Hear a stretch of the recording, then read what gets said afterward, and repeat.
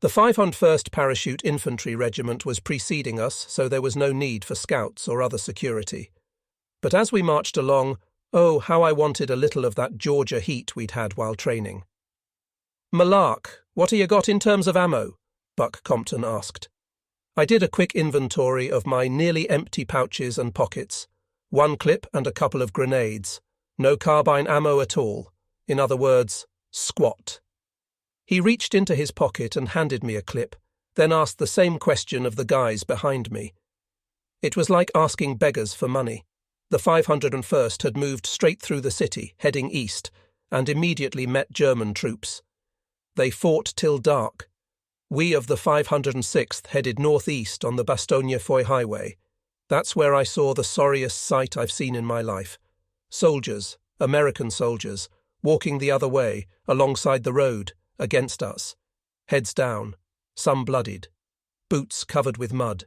Retreating. "What the hell is this?" I said to nobody in particular. "Where they going?" "It's not where they're going," said Toy. "It's what they're running from." We watched in near disbelief as hundreds and hundreds of beat-up soldiers passed us. 2 of their 3 infantry regiments had been encircled and captured. Most of those retreating were quiet, not even looking up. A few mumbled this or that. One supposedly told Babe Heffron, "They'll kill you all." I'll never forget the look in their eyes. Fear, a sort of winter version of the stories I'd heard of loggers trying to outrun the Tillamook burn. Like me, Heffron was a cocky Irishman. "Don't worry, fellas," he said to the quitters. "We'll take care of 'em for you."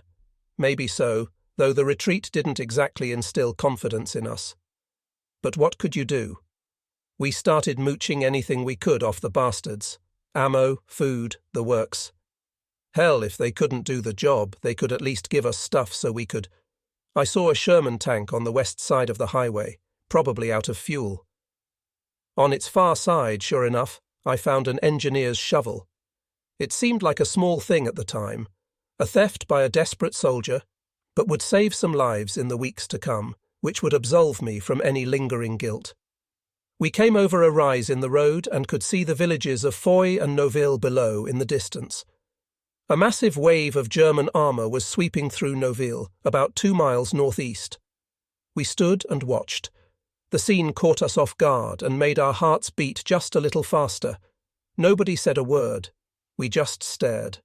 We'd never seen the enemy in such numbers before. Once we reached Foy, we were ordered to high wooded ground southeast of the town. In war, it's always an advantage to be above your enemy. In Normandy, we'd burrowed into hedgerows. In Holland, we'd used dikes for cover. Here, we were hunkering down in a forest thick with mid-sized pine and firs that gave way to a grazing field sloping down to Foy, and beyond that, Noville. Thick not only with trees, but bodies, our guys and theirs. There had already been fighting in these woods. Intense fighting. Hell of an idea. That shovel, said Rod Bain, my pal from across the Columbia River, as we feverishly dug foxholes for Easy Company. You'd think the army might have thought we could use those. Just pretend we're after long necks, I said. Really big ones, deep in the sand. God, Malark, what I'd give to taste a clam again. The ground was wet and cold, though not yet frozen. Taking turns with just a few shovels, we started digging our foxholes, making what would become our homes for however long we were here. We outposted a man as our watch about 50 yards out in an open field, then, clothes and all, slid into our mummy bags, 2 guys to a foxhole, and tried to catch whatever sleep we could. It wasn't easy. Like the others, I hadn't slept for nearly 2 full days and was dead tired, but I couldn't help thinking about the mass of German soldiers I'd seen just down the hill, in Noville. Bastogne. December 19th, 1944. January 3rd, 1945. In some ways, my war ended in Bastogne. In some ways, it began there. The first day was surprisingly quiet. Eerily quiet. The forest wrapped in fog, the trees like thick masts in Warrenton's harbour on some November morning. It was the kind of quiet you sensed would not last, even if it lulled you into thinking otherwise. We heard bursts of machine gun fire and an occasional whoomp of an 88 in the distance, but clearly the Germans were, at least for now, doing business with our buddies, and not us. We couldn't see much, and the Germans apparently couldn't see much more, given that a Kraut wandered within shouting distance and crouched to take a crap. We took him prisoner. We were hunkered down in a dense forest that ran west to east between Foy and Bizori, called the Bois Jacques. We just came to call it Jack's Woods. The 506th was spread out along about a 500-yard front, meaning with 150 or so men, we were already stretched thin. Easy Company was on the left as we faced Foy. To bide our time in the first few days, we'd expand our foxholes, which was getting harder to do as the temperatures dropped and the ground froze. But we chipped away, a little at a time. When we'd finish an L-shaped hole, it'd be about 6 feet in length by 2 feet wide, the long stretch for sleeping, the short for shooting, 3 or 4 feet deep. The resemblance to coffins wasn't lost on Easy Company, though the amount of joking dropped with the temperature. We were exhausted, and it was getting colder. "Give me the 45 degrees and rain of an Astoria winter any day," I muttered to Bain, my roommate. "Hell, Malark, compared to Ilwaco, Astoria has winter drought. We get more than 80 inches a year." I blew on my hands for the umpteenth time.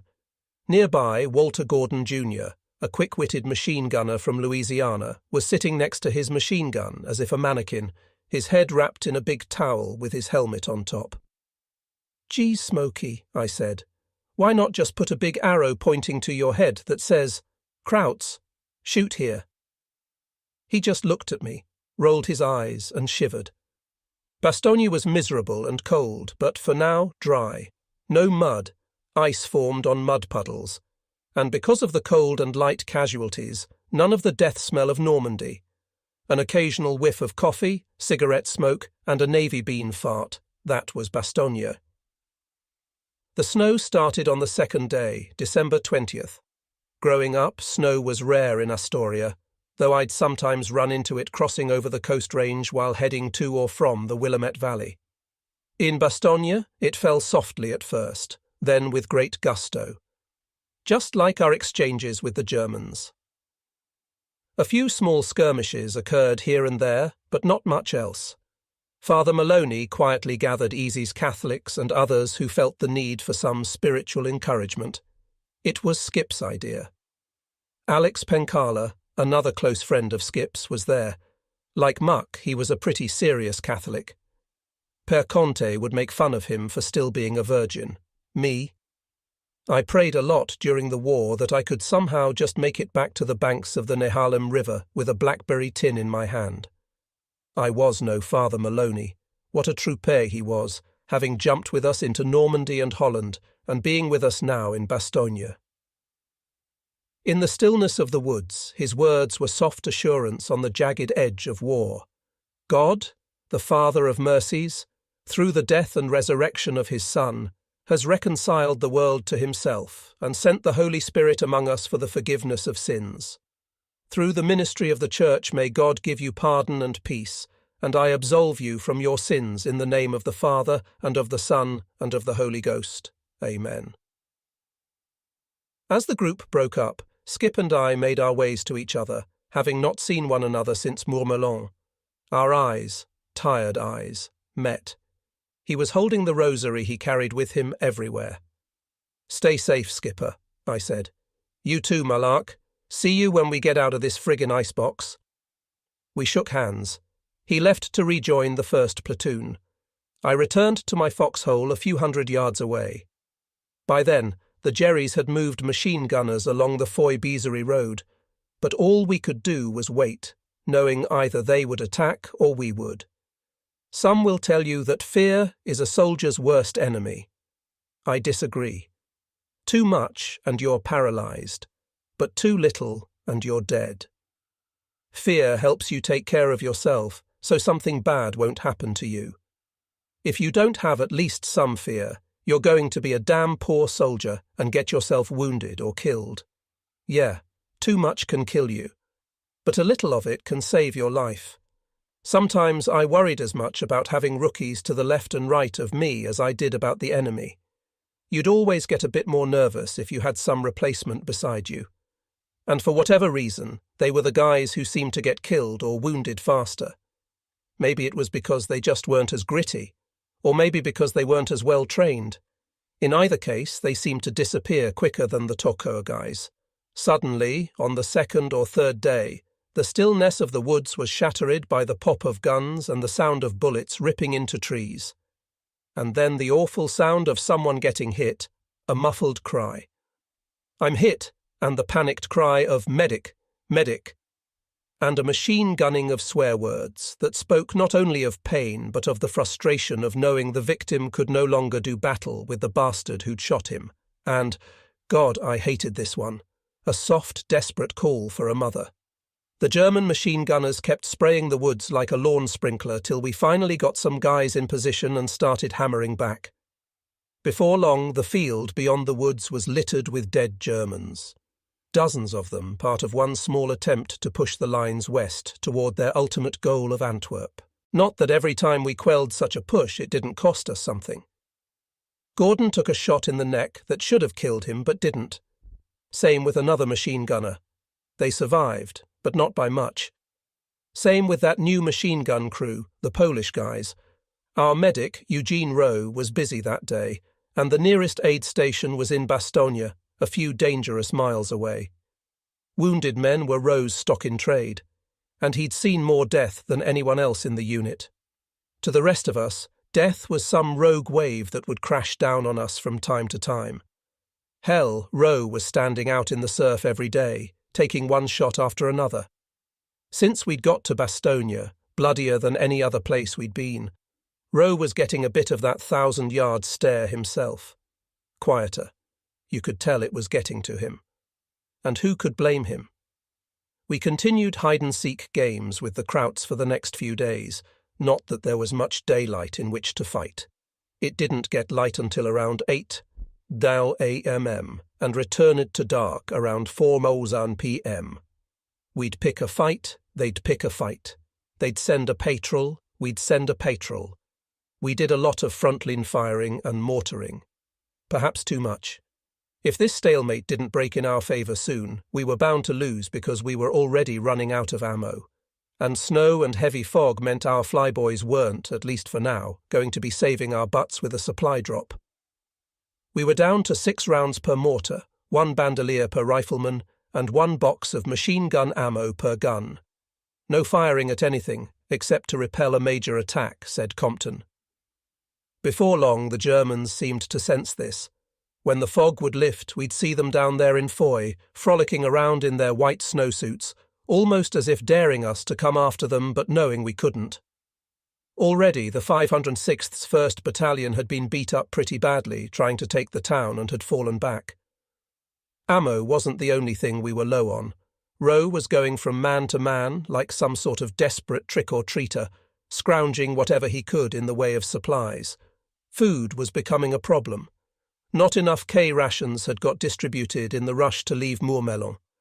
Our company cooks tried to get us hot, boiled chunks of beef in a soup-like recipe, or white beans in broth, brought in from Bastogne by jeep before daylight or after dark, but it was impossible to keep it even lukewarm.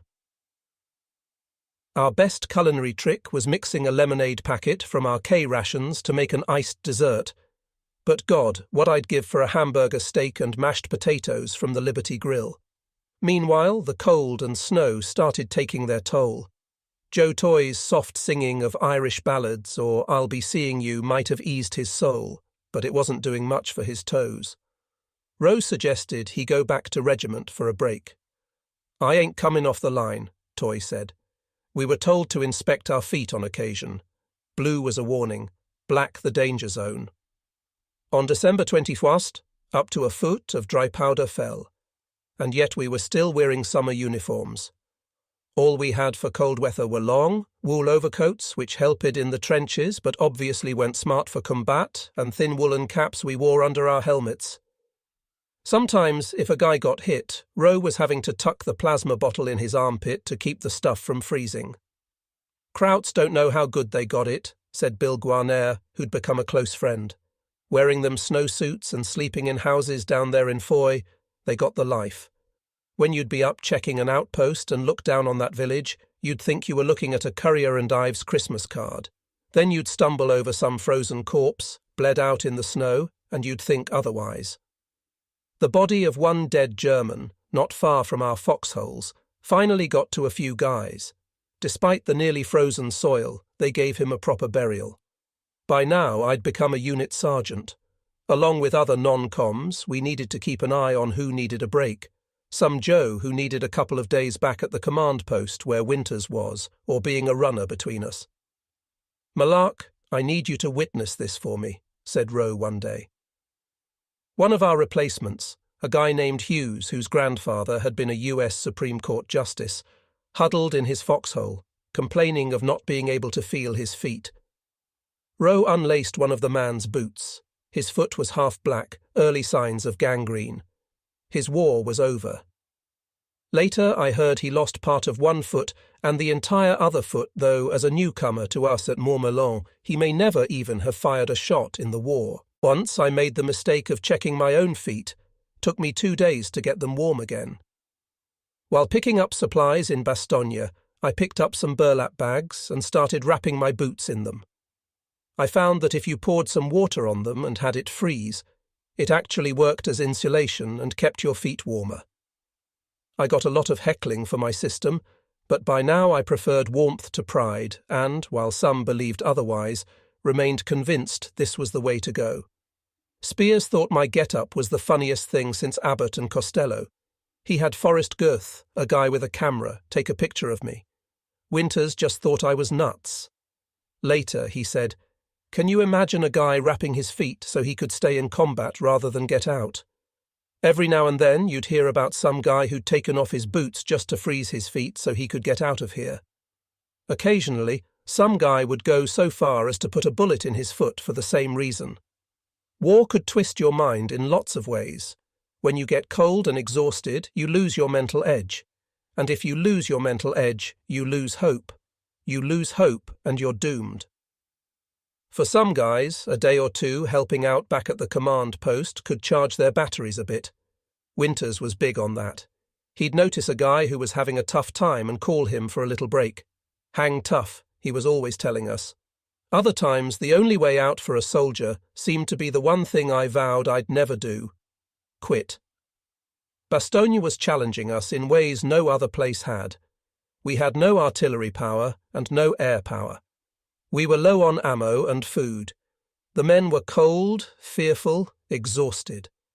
I've heard a soldier loses his effectiveness in combat after about 90 days. We'd been in action for 107 since Normandy.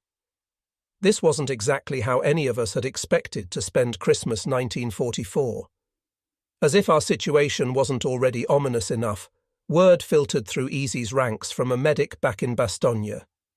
The Germans had closed the circle. The 101st Airborne was now completely surrounded, but as Winters would remind us, we're used to that. We're paratroopers. Our Christmas miracle came early. On December 23rd, we awoke to clear skies. "God, look at that," said Compton. "UCLA blue." "Listen," said Toy. "Planes. I hear planes." We weren't dreaming. We looked above us. In the gaps between the trees and there, against an almost too true-to-be-real blue sky, were C-47 transport planes, dropping supplies. Food, blankets, medicine, ammunition, the works. The amount would prove less than we'd expected. The K rations would last for only a few days. But they were something, and triggered a much-needed boost in morale. After a week cut off from everybody else, hidden back in the woods, we'd lost any sense of context, that we were part of something bigger than just staying alive. The planes reconnected us somehow. Soon a few P-47s were also in the sky, apparently to rouse the Germans below in Foy and Neuville. Some guys, including me, ran partway into the open field so they could see us. We whooped, hollered and cheered, then suddenly froze in panic. Ch-ch-ch-ch-ch-ch-ch-ch-ch. The P-47s were opening fire with mounted machine guns. On us. "What the hell?" I said. We scattered beneath trees and into foxholes, wondering if those had been our own guys accidentally firing at us or Germans who'd captured our planes. They returned for a second go. I dove behind a tree. Ping. A bullet glanced off my helmet, sending my metal cap flying, but leaving me unscathed. I'd had tons of close calls since Normandy. This was another. But somehow I'd yet to be seriously wounded. At Bastogne, though, you didn't find yourself thinking too much about long-range possibilities, say, getting back home. You were more concerned about just making it until tomorrow. On December 24th, a jeep from Bastogne brought copies of a one-page newspaper. The Germans had, 2 days earlier, demanded the surrender of the 101st. Beneath a Merry Christmas greeting, General A.C. McAuliffe had written, 24th of December, 1944. What's merry about all this, you ask? We're fighting. It's cold. We aren't at home. All true. But what has the proud Eagle Division accomplished with its worthy comrades, the 10th Armoured Division, the 705th Tank Destroyer Battalion, and all the rest? Just this. We have stopped cold everything that has been thrown at us from the north, east, south, and west. We have identifications from 4 German panzer divisions, 2 German infantry divisions, and 1 German parachute division.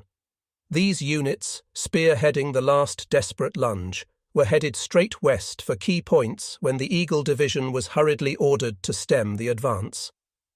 How effectively this was done will be written in history, not alone in our division's glorious history, but in world history. The Germans actually did surround us, their radios blaring our doom. Their commander demanded our surrender in the following impudent arrogance. December 22nd, 1944. To the USA, commander for the encircled town of Bastogne. The fortune of war is changing. This time the USA forces in and near Bastogne have been encircled by strong German armoured units. More German armoured units have crossed the river Ourthe near Orteville, have taken Marché and reached St. Hubert by passing through Homoré-Sibrat-Tillé. Libramont is in German hands. There is only one possibility to save the encircled USA troops from total annihilation. That is the honourable surrender of the encircled town. In order to think it over, a term of 2 hours will be granted beginning with the presentation of this note. If this proposal should be rejected, 1 German artillery corps and 6 heavy AA battalions are ready to annihilate the USA troops in and near Bastogne. The order for firing will be given immediately after this 2 hours term. All the serious civilian losses caused by the artillery fire would not correspond with the well-known American humanity. The German commander. The German commander received the following reply. 23rd of December 1944.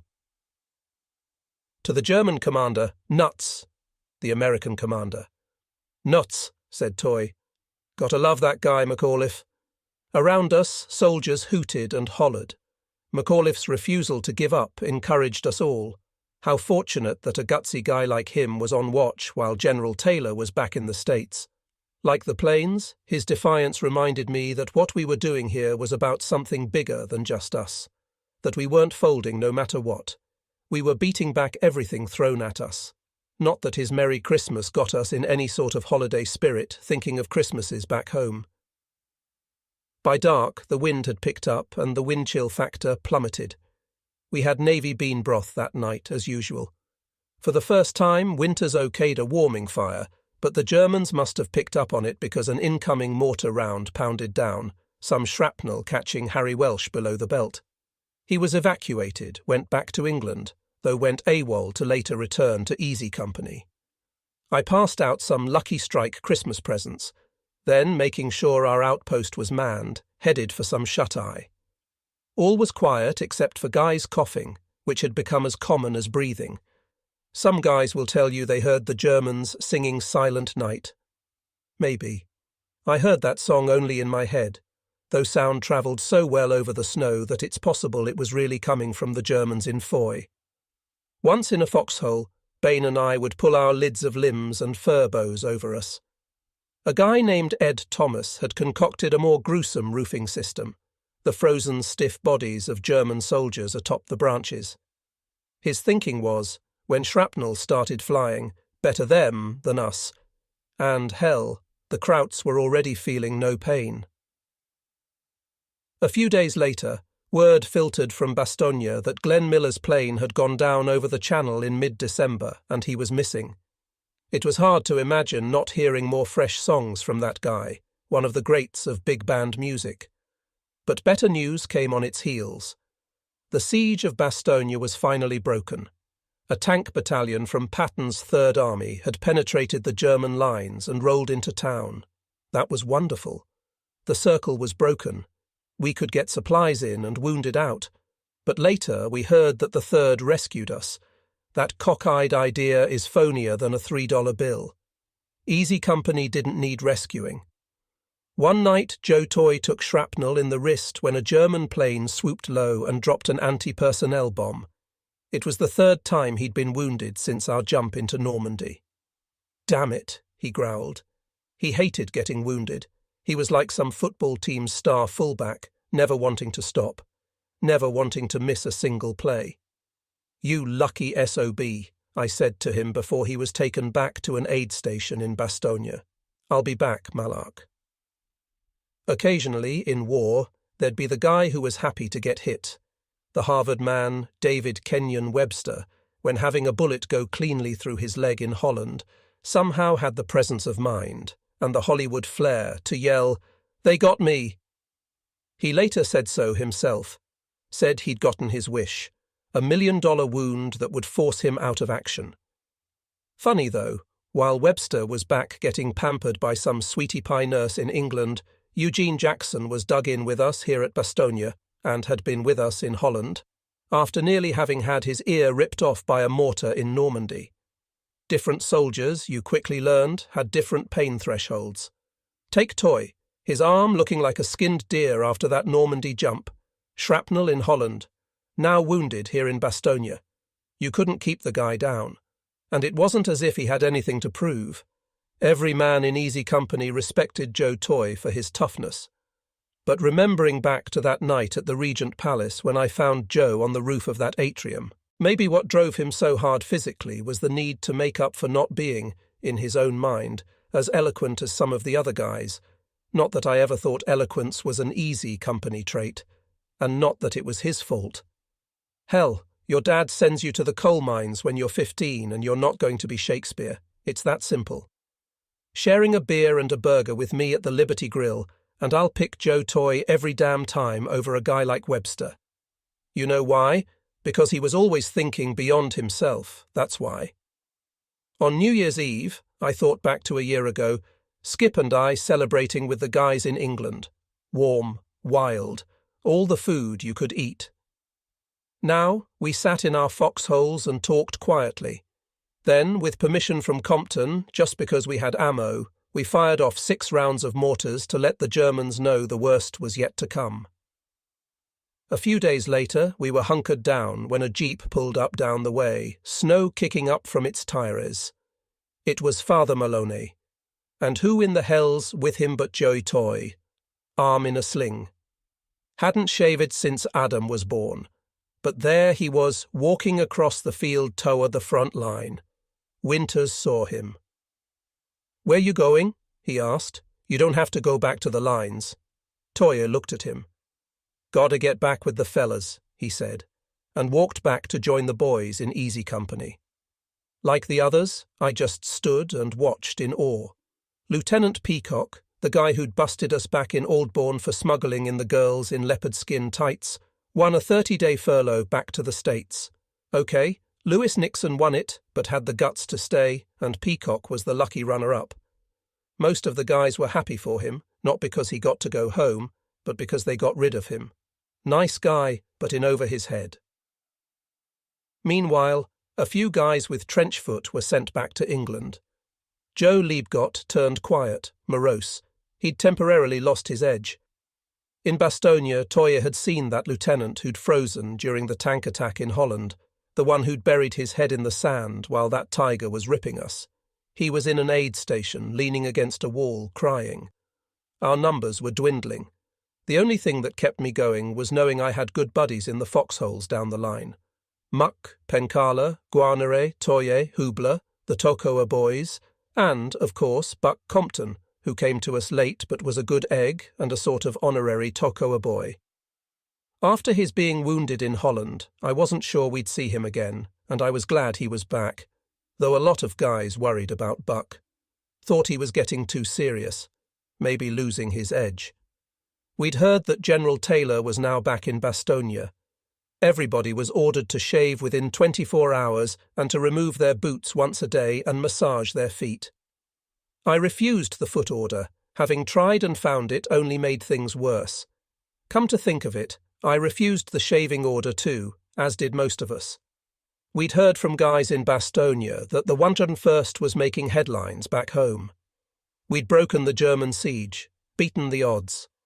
All at a time when newspapers were looking for good hero stories and citizens looking for hope. But believe me, we soldiers in those Bastogne foxholes weren't feeling particularly heroic. What we mainly felt was cold. Our beards grew longer, our patience shorter. The snow resumed, now halfway to our knees. It would snow again every day for a week. Somehow it didn't seem to bother the German planes, which were harassing us day and night. We had been on the front lines for 15 days in Belgium, on top of 70 in Holland and 23 in Normandy. A total of 108 days, not that anybody was counting. In war, you count days the way prisoners mark walls. Will this ever end? Will we ever make it out alive? Will I get home to be with Bernice and pick blackberries? Will Skip marry Faye Tanner and live happily ever after? Such questions rattled around in your mind here and there, between the short spurts of combat and the much longer nights. On January 6th, we headed out into Jack's Woods to flush out any German soldiers before our inevitable attack on Foy. Before leaving, standing around a warming fire, we got to know a 7-man bazooka team from the 10th Armoured Division that had joined us. We worked our way through the woods to the east, where the forest came to the edge of the Foy-Bizori road. We scooted across, knowing we couldn't probably be seen from German outposts in Foy. We worked our way north with hardly any opposition. The worst problem was heavy snow piling up in the brush. Suddenly, an ear-piercing sound split the air. Screaming mimes, like huge mortars and projectiles tumbling through the air, end over end, making an eerie whirling noise. They overshot us, their bark worse than their bite. Darkness was setting in. Defensive positions were set for the night. I didn't see it, but later a German soldier came roaring through the woods on horseback, apparently like something out of the legend of Sleepy Hollow. Scared the hell out of everybody there. He saw our men, probably wet his pants, pulled a 180-degree turn and headed back. Don Hubler, a likeable kid from Ohio, coolly pumped 3 rounds into the soldier's back. The German fell off and the horse ran off. Hubler, a good friend of mine, was quite proud of himself. We dug in as best we could, not easy in the snow. Buck Compton moved from foxhole to check on us. "Guys doing okay?" he'd say. Or, "Keep moving those toes." The frontline machine gun positions were in such heavy thicket that Burr Smith was actually exchanging banter with the Krauts. Suddenly, crack. A gun went off nearby and a soldier screamed. One of ours, Hubler, a guy I'd known since our runs up Currahee. He had been fiddling with a Browning 45 Mcditler pistol, not a Luger as some thought, in his right-hand pocket and apparently accidentally shot himself in the leg. He was squirming in the snow, the blood gushing dangerously fast from his right leg. He'd severed a main artery. "Help me! Help me!" "Oh God, help me!" he cried. A 1st platoon medic bent over and tried to stop the bleeding. "Need help? Got to get this man to an aid station." 2 guys hauled him off, leaving a trail of blood in the snow. Later, we heard he died shortly after arriving at the aid station. Bled to death. In the quiet of the woods that followed, you couldn't help thinking fatalistic thoughts. You figured the law of averages was going to stay with you only so long in combat, and that you were living and fighting on borrowed time. Late the next afternoon, Winters pulled us out of our advanced position. He wanted us back in our old spots, perched in the woods overlooking Foy. At least part of the concern was that we had no reserves to fill the flanks. If Jerry's got past us, we'd be fighting on 3 sides. Not good. The light started fading. We were trudging back to our old position, 18 easy guys and half a dozen guys from the bazooka team that had joined us, when we had to cross a narrow country lane. Looking back, I think the Germans might have seen us heading back to our positions in the woods, because just as we arrived, so did a shelling like we'd never seen before or would see after.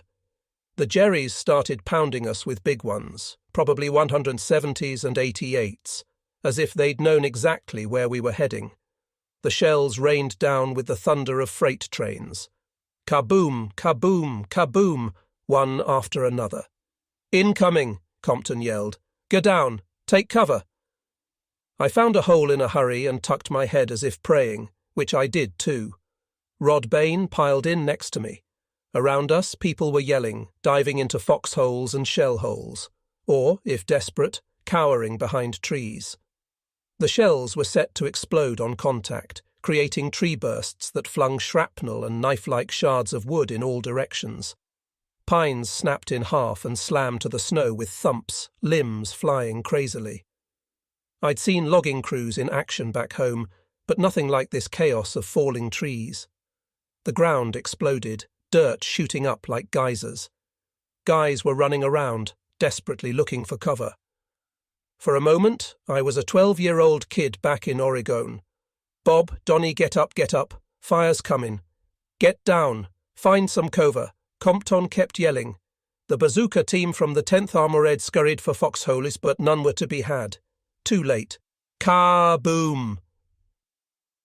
Their bodies were flung into the air, twisting and turning before landing contorted in the snow. Bain and I winced as the shells kept coming like oversized machine gun fire. I'd been through a lot since Normandy, but nothing as intense, as loud, as constantly dooming as this. When the shells hit, they literally bounced you up. Kaboom, kaboom, kaboom. The shelling continued. Bain was curled up in the fetal position, hands over his head. Outside, barely audible above the noise from the attack, I heard voices of soldiers. Someone yelling to take cover. Someone moaning. Someone yelling, "I'm hit! K-boom, K-boom, K-boom!" Then, suddenly, quiet.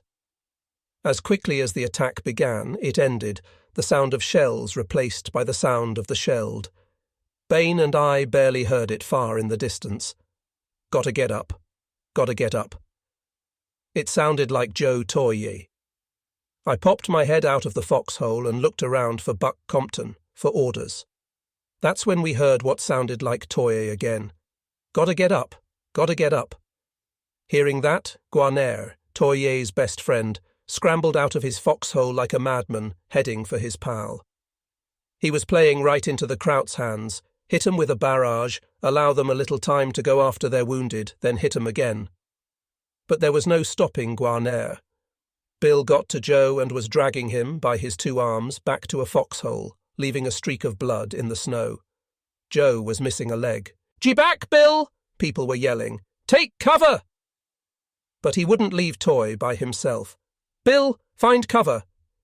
He glanced over his shoulder, spotting a foxhole. He was almost, kaboom, kaboom!